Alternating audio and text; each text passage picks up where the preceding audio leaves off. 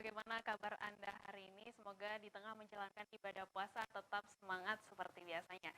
Nah, hari ini kita akan ada spesial talk menjelang Hari Raya Idul Fitri. Tidak terasa, hari bulan Ramadan sudah mendekati titik akhir di mana kita akan menyambut bulan suci Ramadan.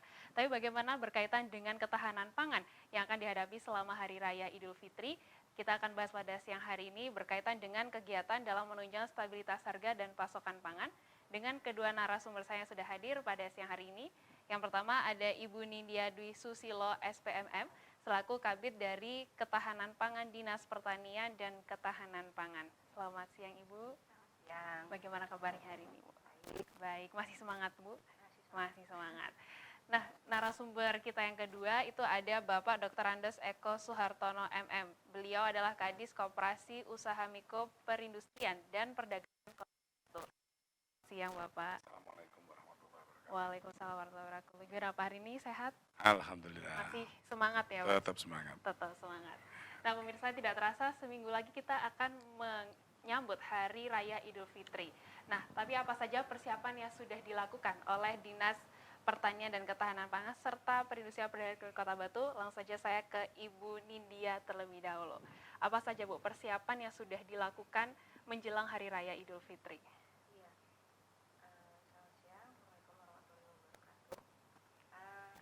Kalau dari Dinas Pertanian dan Ketahanan Pangan, sebetulnya persiapan ini tidak hanya khusus untuk persiapan hari besar keagamaan ya. Jadi jauh-jauh sebelumnya memang ada beberapa kegiatan yang istilahnya sudah kami lakukan. Dan ini memang sudah kegiatan rutin. Jadi yang pertama itu tentang inovator harga, ya, ke inovator pangan strategis. Saya kemudian panel harga. Ini juga mungkin memang ada sinergi dengan Dinas Koperasi dan Perindustrian Perdagangan juga. Dan untuk enumerator pangan strategis ini kita sudah melakukannya memang rutin, sudah tiap pelaporannya pun juga langsung ke pusat, jadi ke BKP pusat.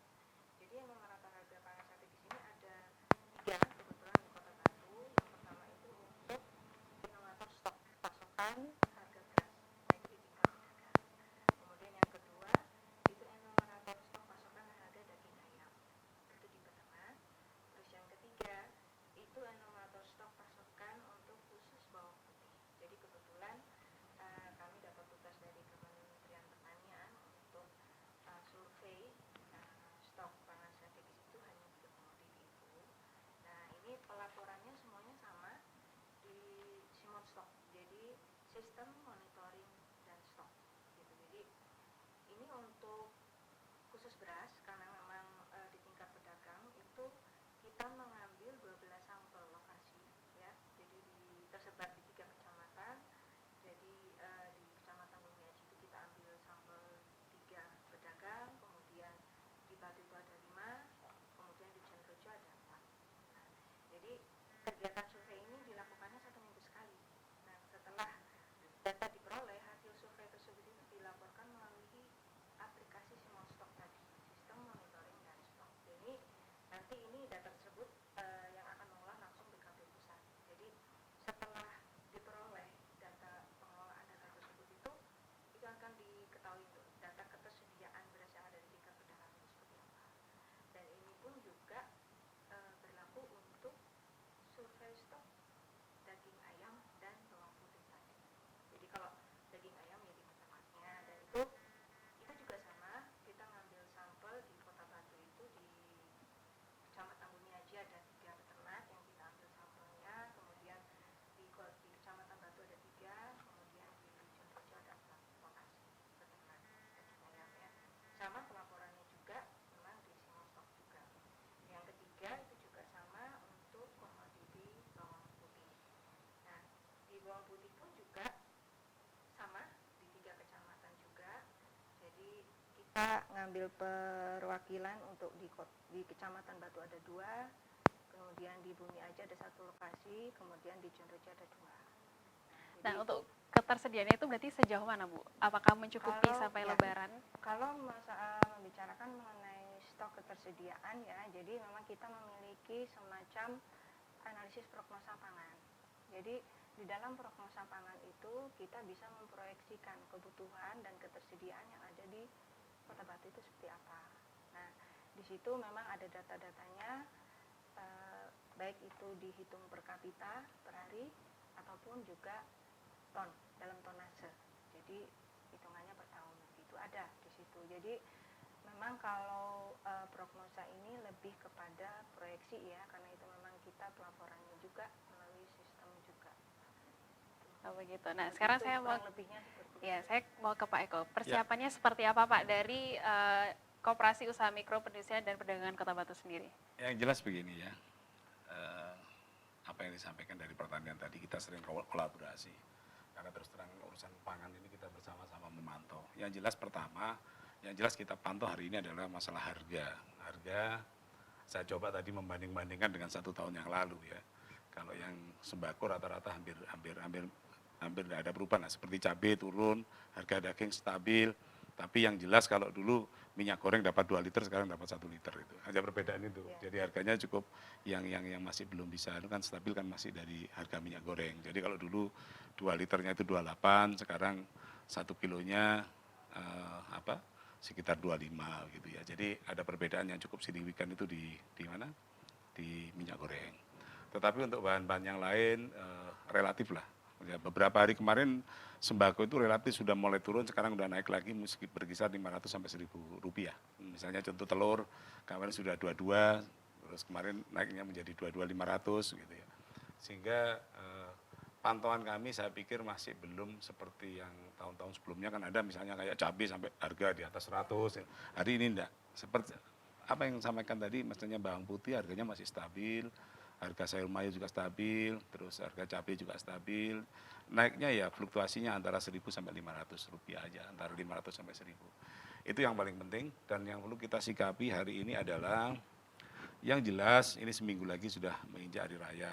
Katanya bahasa orang Jawa mau ntar lagi perpekan, ya, otomatis pasar ini pasti sedikit berubah gitu ya. Dan Batu ini perlu disikapi, kemarin beberapa hari kita juga rapat, bukan hanya masalah sembako aja, juga ketersediaan BBM dan sebagainya. Karena apa? Kota Batu ini spesifik, nanti pada waktu H+2, itu biasanya orang mulai rekreasi, apalagi ini sudah 2 tahun ya. Kalau kita lihat catatan, kalau kita catatan sementara ini, orang Jawa Timur yang mudik itu sekitar 17% dari semua pemudik, kurang lebih 16.800.000 ya. Prediksi kita kalau tadi pagi kita dapat informasi diprediksikan nanti orang berbondong-bondong 1,5 juta masuk Batu. Artinya apa?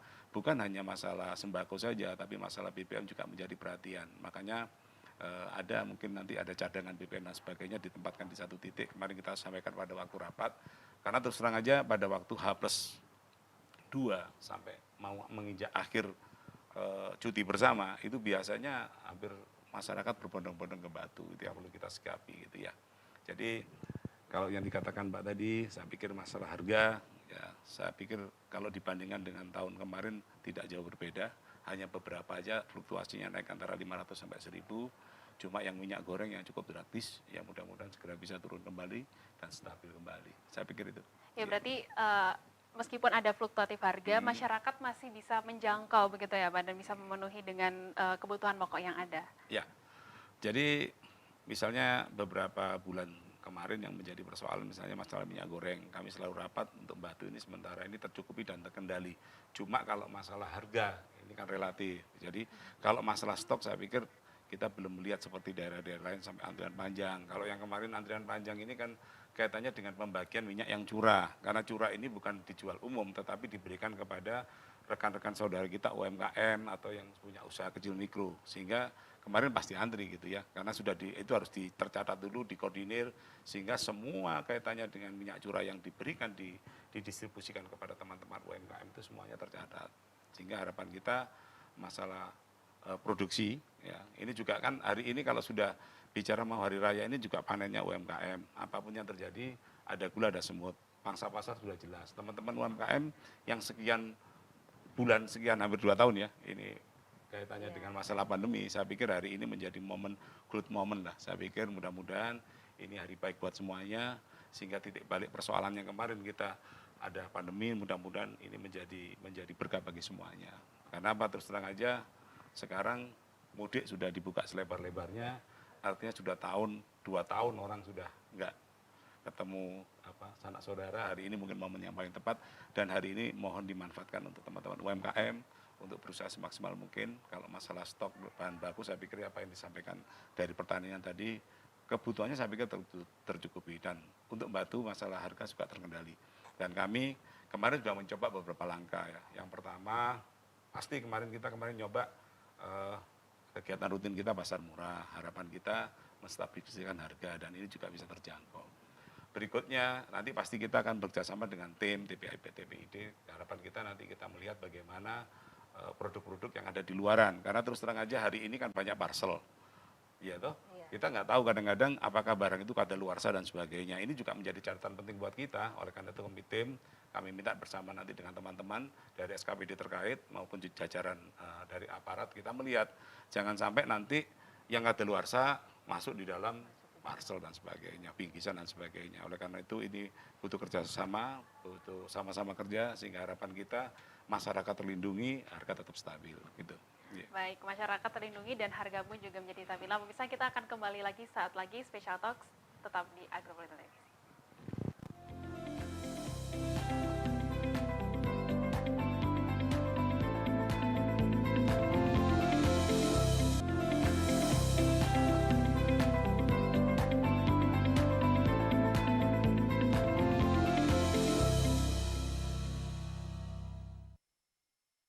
Nah, pemirsa, Anda masih bersama kami di Special Talks membahas berkaitan dengan kegiatan dalam menunjang stabilitas harga. Kan kita melihat setelah pandemi selama 2 tahun berjalan gitu ya, bagaimana pertumbuhan ekonomi yang nantinya akan dirasakan di Kota Batu sendiri, Pak? Oke. Jadi begini ya, saya coba membandingkan pada waktu awal pandemi sekarang sudah mulai new normal, sangat gitu ya.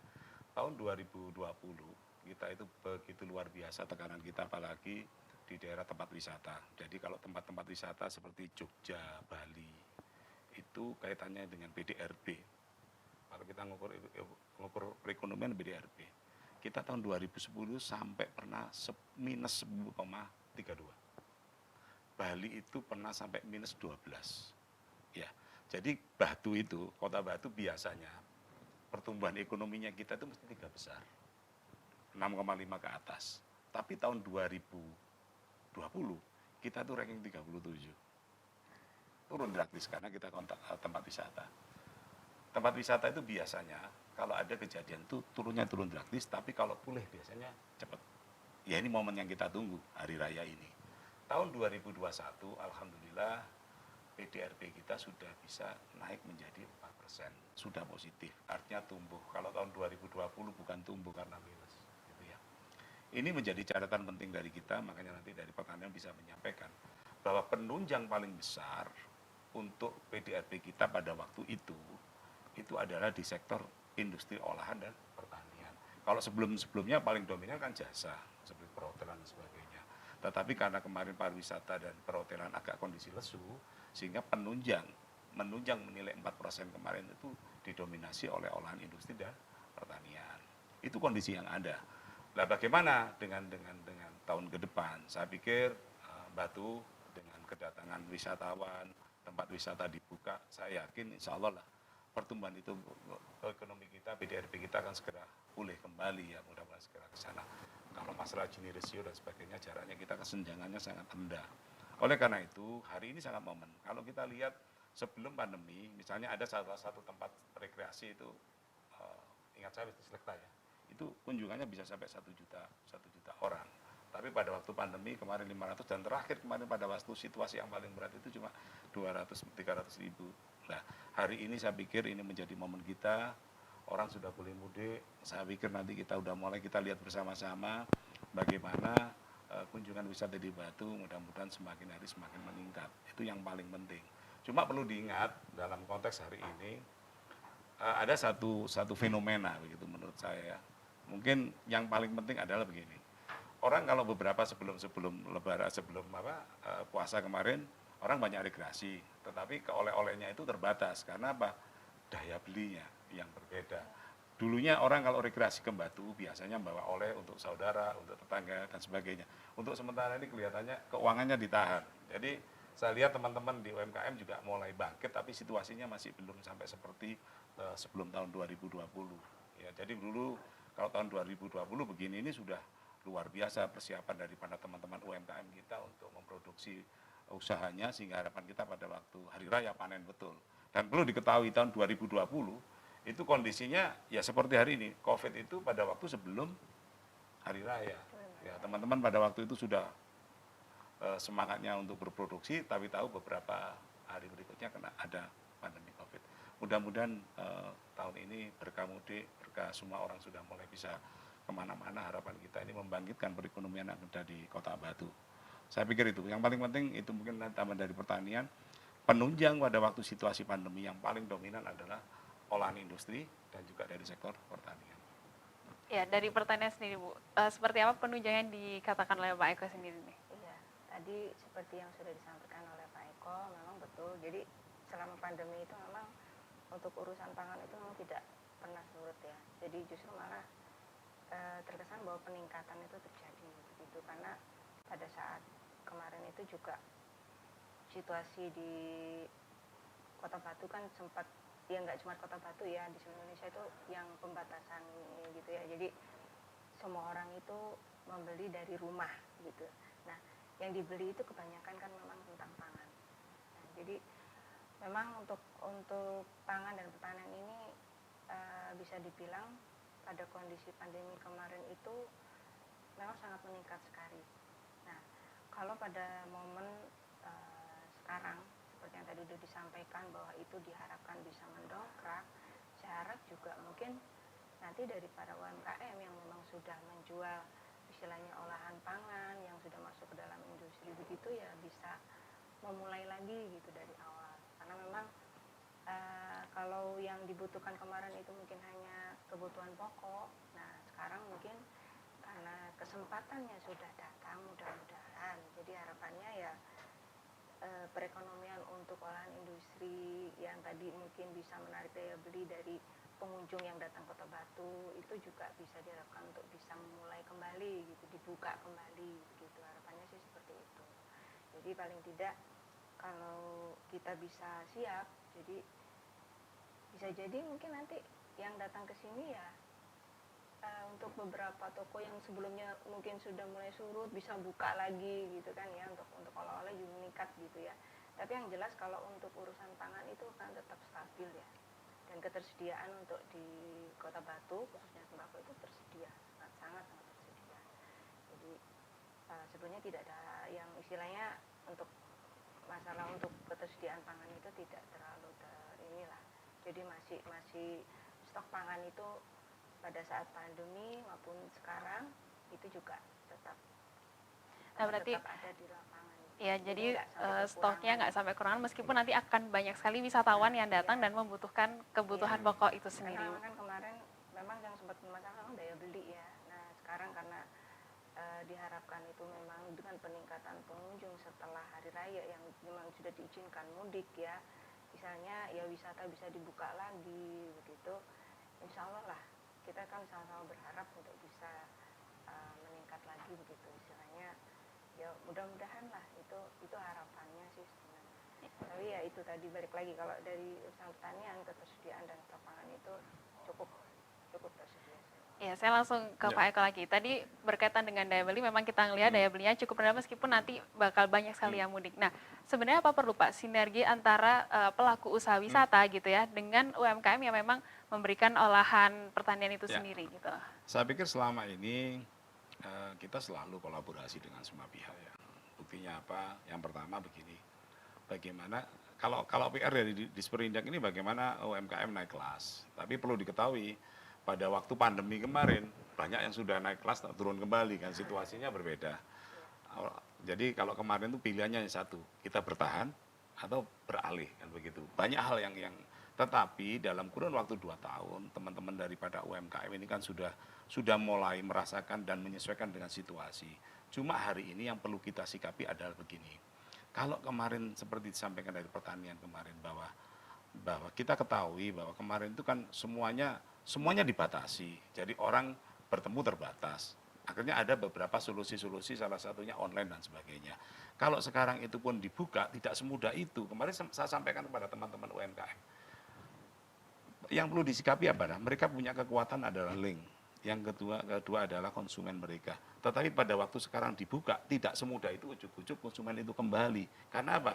Pada waktu pandemi COVID kemarin, mereka itu mencoba yang lain. Misalnya apa? UMKM kita coba lihat rata-rata umurnya gimana.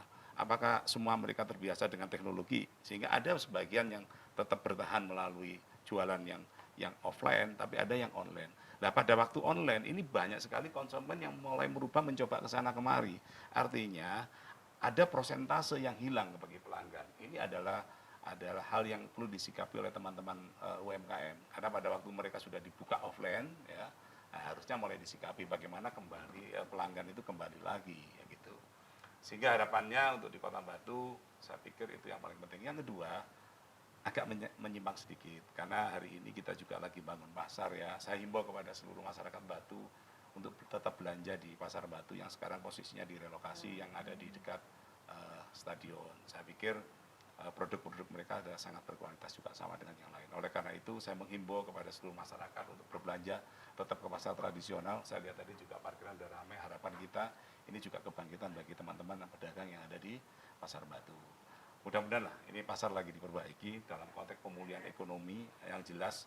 Jantung perekonomian kan pasar. Hari ini kondisinya sudah kita lihat, kalau kita lihat betonnya udah naik, harapan kita lah awal tahun 2023 sudah selesai. Sehingga harapan kita pas selesai pandemi Covid, pemulihan ekonomi berjalan, sehingga menunjang semuanya, sehingga Batu segera kembali pulih. Kata kuncinya kan sudah jelas, kalau tempat wisata, tempat rekreasi sudah dibuka semua, tempat usaha sudah membuka, insya Allah nanti masalah pertumbuhan ekonomi akan menyesuaikan. Jadi biasanya kalau di daerah-daerah wisata, menurut Pak Aska yang saya waktu setiap kali bertemu ada acara dengan BI, menyampaikan bahwa kalau di tempat pariwisata itu kalau kena pandemi kemarin itu kalau turun betulan. Tapi kalau naik biasanya cepat. Ya mudah-mudahan besok ini sudah dibukanya orang mudik ke daerah masing-masing, harapan kita bisa berkunjung ke Batu, ini menjadi titik awal untuk kebangkitan daripada perekonomian dan pariwisata Kota Batu. Saya pikir itu. Baik pemirsa, nah kita akan kembali lagi, Special Talks akan kembali lagi, tetap bersama kami.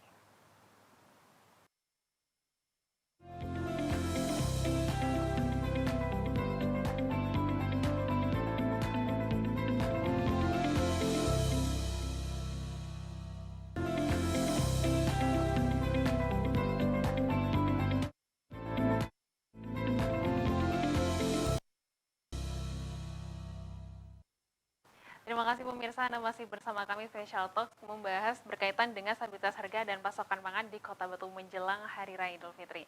Nah, langsung saja saya ke Pak Eko. Ini masyarakat ini kan sudah mulai memenuhi kebutuhan Pak, udah mulai ke pasar mencari harga. Nah, sekarang Pak Eko udah mulai nih mau memberitahukan berapa aja sih Pak kira-kira harga-harga yang ada di pasaran Kota Batu saat ini agar masyarakat Kota Batu ini semakin daya beli ke pasar itu lebih giat lagi gitu Pak daripada ke supermarket seperti itu. Saya coba begini ya, saya membandingkan dengan tahun kemarin dan juga kondisi 3 hari terakhir ini, yang jelas ada beberapa laporan yang kaitannya bahan pokok dan juga barang-barang penting. Yang beras yang jelas, beras ini kelihatannya turun terus ini, Rp100 gitu ya.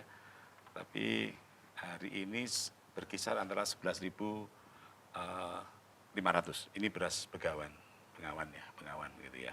Jadi kita tolak ukurnya sudah ada beras IR64 sama beras bengawan. Kalau dibandingkan dengan tahun kemarin, hari raya kemarin, hari ini relatif lebih rendah. Mungkin selisihnya antara 200 sampai 300. Berikutnya kalau gula pasir memang berkisar antara 14.000, kalau tahun kemarin 12 ribuan. Artinya ada perbedaan, naik gitu. Nah, yang minyak goreng ini kalau kemarin dapat 2 liter, sekarang kurang lebih dapat 1 liter. Tapi perlu diketahui, kadang-kadang masyarakat menilai gini, ada kemasan itu harganya 21, ada kemasan harganya 25.000. Padahal yang 25.000 itu 1 liter, yang 21 itu biasanya 900 ml. Kadang-kadang kita nggak jeli ke sana. Yang penting ini dipikir ada di toko lebih murah gitu. Padahal kalau kita lihat jumlahnya itu berbeda. Oleh karena itu kepada konsumen, kepada teman-teman masyarakat saya pikir harus meneliti dulu. Kadang-kadang jangan lihat harganya, padahal yang satunya itu adalah 1 liter, yang satunya cuma 900 Mili. mili. Oke. Gitu. Jadi ada perbedaan. Kadang-kadang satunya 21, ya satunya 25, tapi yang satunya itu 1 liter penuh, yang satunya 900. Kadang-kadang gimana strategi berdagang kan macam-macam ya. Gitu. Kalau daging hampir sama dengan tahun kemarin. Hari ini kalau 2 hari yang lalu 117 ya. Saya ini lihat harga terakhir sampai hari ini 117.500. Jadi semakin mendekati hari raya ini naik 500. Iya. Tapi kalau tahun kemarin hampir sama. Jadi pembandingnya adalah sama. Ini daging sapi ya. Berikutnya kalau yang pokok-pokok aja, misalnya biasanya yang membuat fluktuasi cepat itu kan misalnya cabai. Cabai kan pernah sampai 100, hari ini enggak lah. Cabai besar hanya 31, terus cabai rawit itu sekitar 24, 25. Ini relatif stabil lah. Kan kita pernah lihat cabai sampai 85. Nah, gitu kan. Hari ini kalau dibandingkan dengan hari-hari sebelumnya, ini relatif turun. Jadi hampir turun terus ini, menurun Dari terus. berapa Pak awalnya? Begini, maksudnya cabai besar kemarin kan 32, 31. 2 hari 30. Jadi hari ini beberapa ini sempat menurun untuk sayur mayur yang gitu ya. Jadi seperti tadi saya juga kontak teman-teman yang ada di pasar bagaimana harga kentang turun lagi gitu. Karena biasanya kentang-kentang batu yang udah gini kan sudah di keluar kota semua. Ya, oleh karena itu harganya juga masih relatif stabil. Kalau bawang merah, bawang putih Pak? Biasanya ibu-ibu Kalau ini bawang suka merah masak ini sampai hari ini turun sampai harga bawang merah 24, harga bawang putih 23.500 kurang lebih. Artinya nggak sampai yang seperti tahun-tahun sebelumnya sampai 80, 60 gitu ya. Harga untuk cabai, bawang merah, bawang putih relatif stabil karena nggak ada ceritanya bumbu tanpa bawang putih dan bawang merah Iya, ya. Ini betul. pasti. Nah, biasanya gula itu yang paling berpengaruh dalam situasi seperti ini. Kalau yang lainnya relatif stabil, mentega dan sebagainya relatif stabil, sehingga kalau bikin kue aman-aman saja hari ini. Cuma yang menjadi persoalan adalah minyak goreng yang sampai sekarang belum stabil ya. Harganya dibandingkan dengan tahun kemarin, kalau tahun kemarin 2 liter itu dapat 30-an lah, 29-30, hari ini cuma dapat 1 liter lebih dikit gitu ya. Oleh karena itu harapan kita mudah-mudahan lah segera pulih kembali. Karena khusus untuk minyak goreng ini memang apa ya.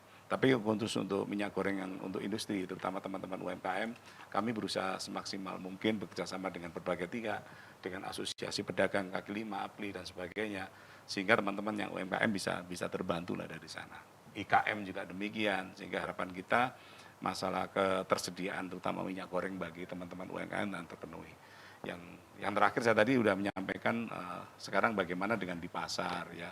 Perlu diketahui kalau sekarang di beberapa media kan sering di radio disampaikan bahwa pasar di Dewi Sartika, saya lihat di salah satu radio, pasarnya udah pindah di Sultan Agung untuk sementara.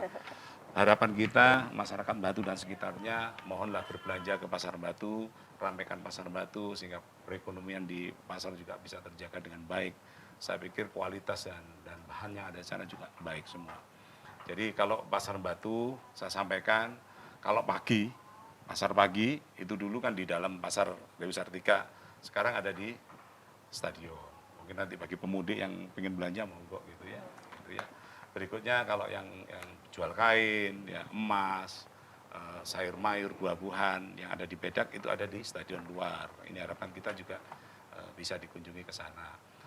Berikutnya ada lagi sekarang itu kalau malam itu sifatnya grosir ya, pasar sayur mulai jam 7 sampai jam 1 malam itu juga ada di Dewi Sartika. Jadi pasar sayur itu sekarang kalau malam hari sudah ada pasar grosir yang biasanya rata-rata minimal kita beli 5 kilo lah gitu, 5 kilo, 10 kilo itu memang arahnya bukan kepada rumah tangga tetapi kepada tengkulak dan sebagainya yang luar kota. Ini juga mulai kebangkitan daripada pasar sayur sehingga harapan kita di sana bisa tumbuh seperti di era-era masa lalu. Jadi kalau dulu itu kita lihat tolok ukur harga itu pasti pasar Batu.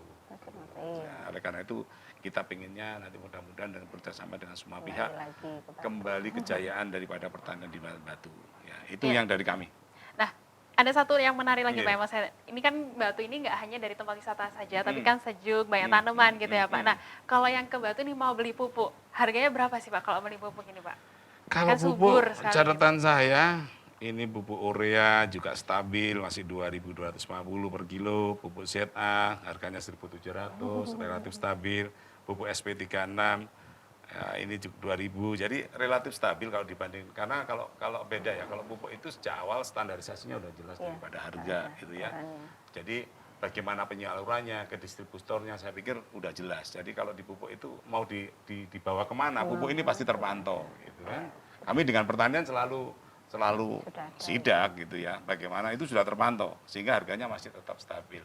Cuma tadi mungkin harapan kita dari pedagang terutama petani bunga, terutama Sidomulyo, kalau pandemi dulu kan luar biasa harga tinggi dan beberapa bulan ini relatif turun ya. Relatif turun karena semua orang menahan uangnya, mudah-mudahan. Tapi harapan kita dengan nanti di mudik sudah mulai diperbolehkan, harapan kita bisa mengembalikan lagi bagaimana perdagangan terutama hortikultura, terutama masalah bunga dan sebagainya.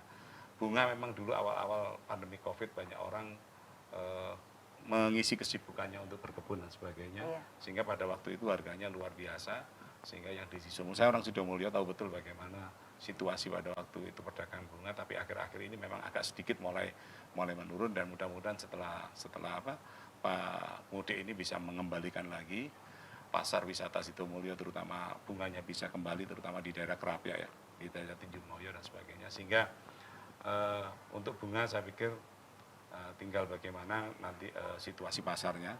Mudah-mudahan semakin banyak orang ke Batu pasti mampirnya ke salah satu tujuan wisata adalah di Sidomulyo yang notabene produksi bunga hias. Ya. Ya, tadi kita udah bicara soal harga, lanjut kita ke Bu Nindya. Untuk peningkatan stoknya sendiri seperti apa Bu di Kota Batu ini? Dari hortikulturanya, kemudian mungkin pertaniannya seperti apa Bu?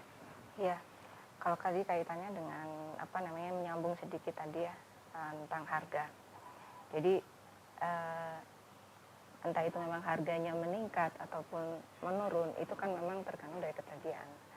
Jadi memang kalau permintaan dari masyarakat yang meningkat tapi ketersediaannya sedikit, otomatis harga kan naik juga gitu. Jadi ilmu ekonomi pasti akan berbicara di situ. Tapi sejauh ini memang kalau untuk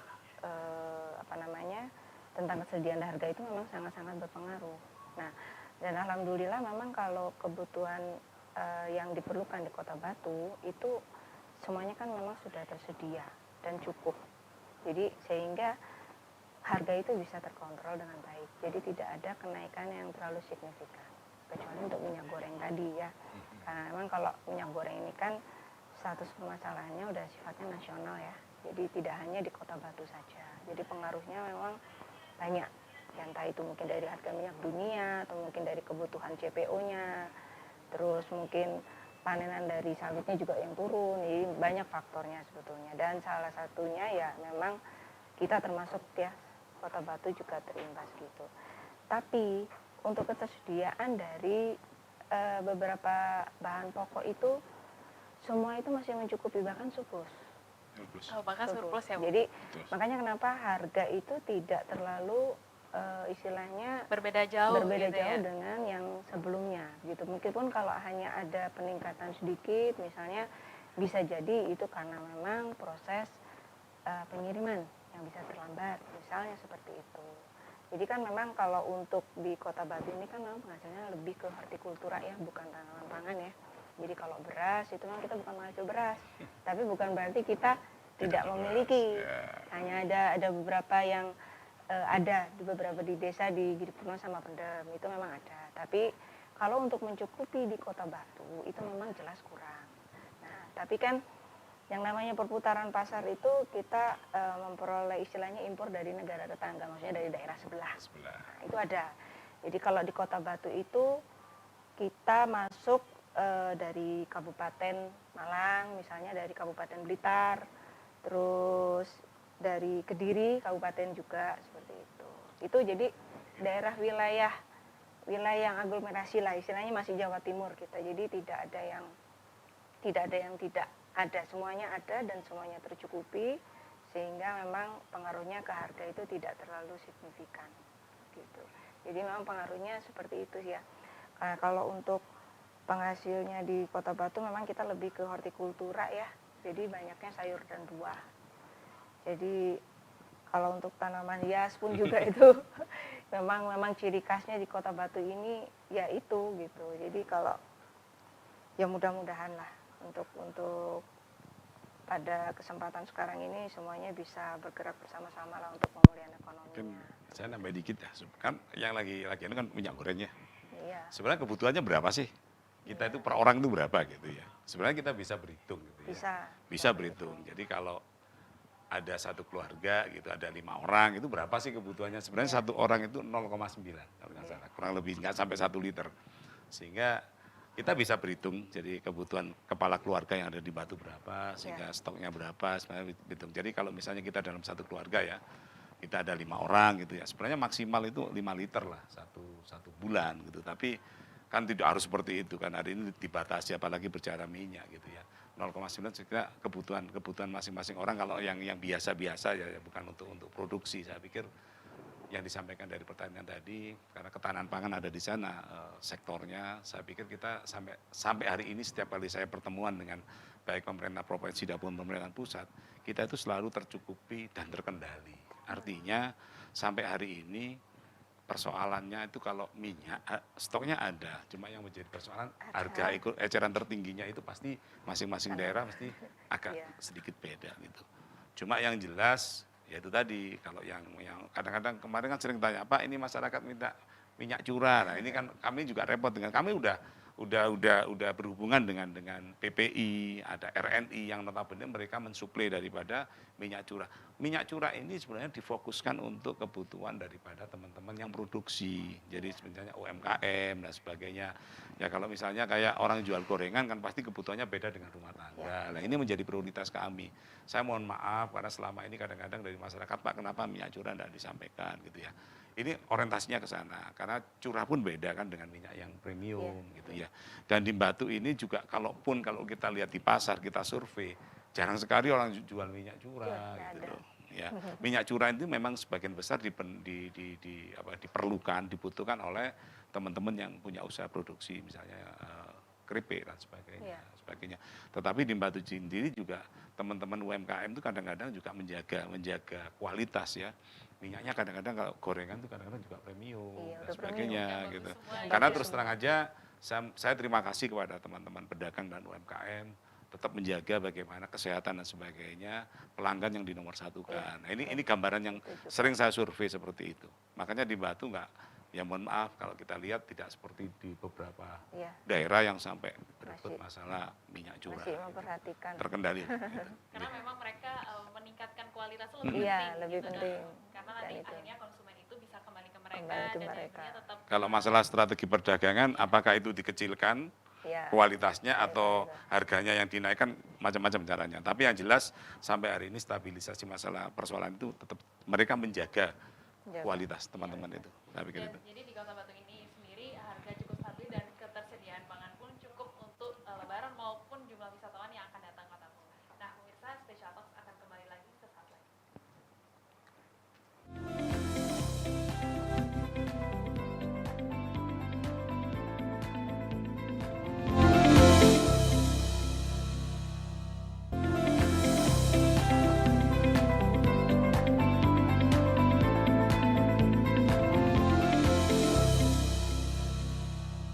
Terima kasih Anda masih bersama kami di Special Talks berkaitan dengan kestabilan harga dan juga pasokan pangan.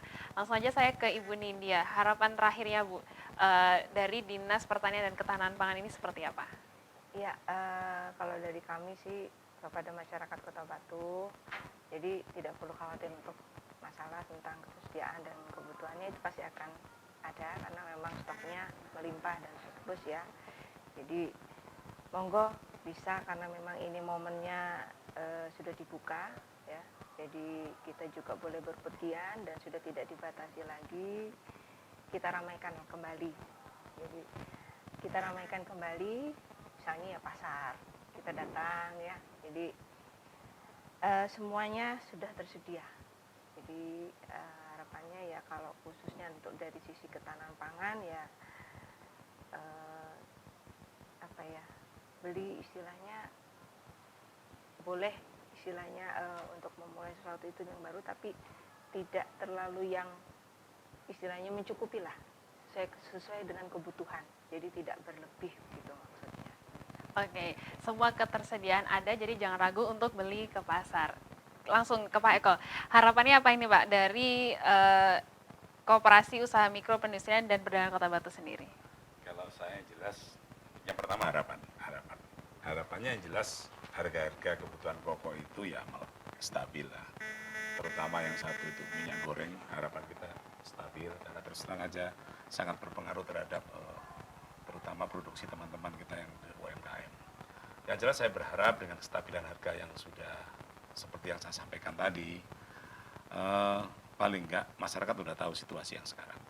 Yang kedua, yang perlu kita sikapi adalah bahwa ini adalah good moment bagi teman-teman UMKM dan masyarakat Batu. Karena kalau lihat informasi dari beberapa analis yang ada, nanti hari raya ini Batu akan dikunjungi 1,5 juta orang. Kalau orang mudik dari Jakarta dan sekitarnya ke Jawa Timur, itu 17%. Artinya ada 16, sekian juta itu dari luar kota masuk ke Jawa Timur. Sekian persennya masuk ke Batu. Ini momen. Oleh karena itu yang pertama kami mohon, biasanya ini momen yang paling penting untuk kebangkitan daripada teman-teman UMKM terutama.